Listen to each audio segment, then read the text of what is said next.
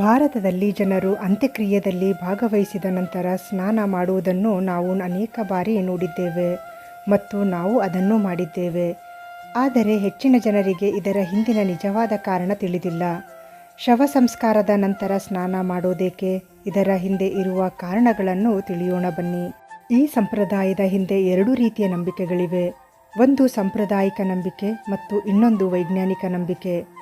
ಸ್ಮಶಾನಕ್ಕೆ ಹೋಗಿ ಬಂದ ನಂತರ ಸ್ನಾನ ಮಾಡದೆ ಮನೆಯೊಳಗೆ ಪ್ರವೇಶ ಮಾಡಬಾರದು ಎಂಬುದು ಹಳೆಯ ಕಾಲದ ಪದ್ಧತಿ.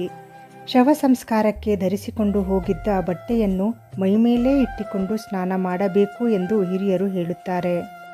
ಶವ ಸಂಸ್ಕಾರಕ್ಕೆ ಹೋದವರನ್ನು ಆತ್ಮ ಹಿಂಬಾಲಿಸುತ್ತದೆ, ಅದನ್ನು ದೂರ ಕಳುಹಿಸಲು ಸ್ನಾನ ಮಾಡಬೇಕು ಎಂದು ಹೇಳಿಕೆಗಳಿವೆ. ಆದರೆ ಈಗಿನವರು ಹೀಗೇಕೆ ಮಾಡಬೇಕು, ಇದೊಂದು ಮೂಢನಂಬಿಕೆ ಎಂದು ಹೇಳುವುದುಂಟು. ಆದರೆ ಸ್ನಾನ ಮಾಡಬೇಕು ಎಂಬುದರ ಹಿಂದೆ ವೈಜ್ಞಾನಿಕ ಕಾರಣಗಳಿವೆ.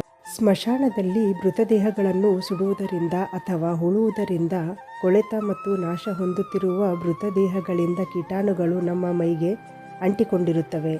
ಹಾಗೆಯೇ ಮೃತದ ದೇಹದಿಂದಲೂ ಅನೇಕ ರೀತಿಯ ವಿಷಕಾರಿ ಸೂಕ್ಷ್ಮಾಣು ಜೀವಿಗಳು ಹೊರಬರುತ್ತಿರುತ್ತವೆ.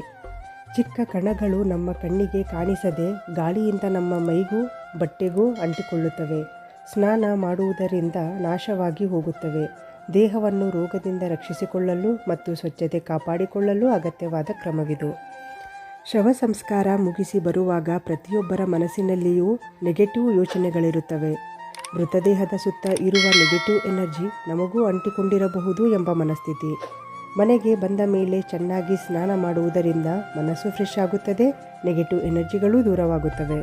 ಧನ್ಯವಾದಗಳು. ನಿಮಗೆ ಈ ಮಾಹಿತಿ ಉಪಯುಕ್ತ ಅನಿಸಿದರೆ ಲೈಕ್, ಶೇರ್, ಕಾಮೆಂಟ್ ಮತ್ತು ಸಬ್ಸ್ಕ್ರೈಬ್ ಮಾಡಿ.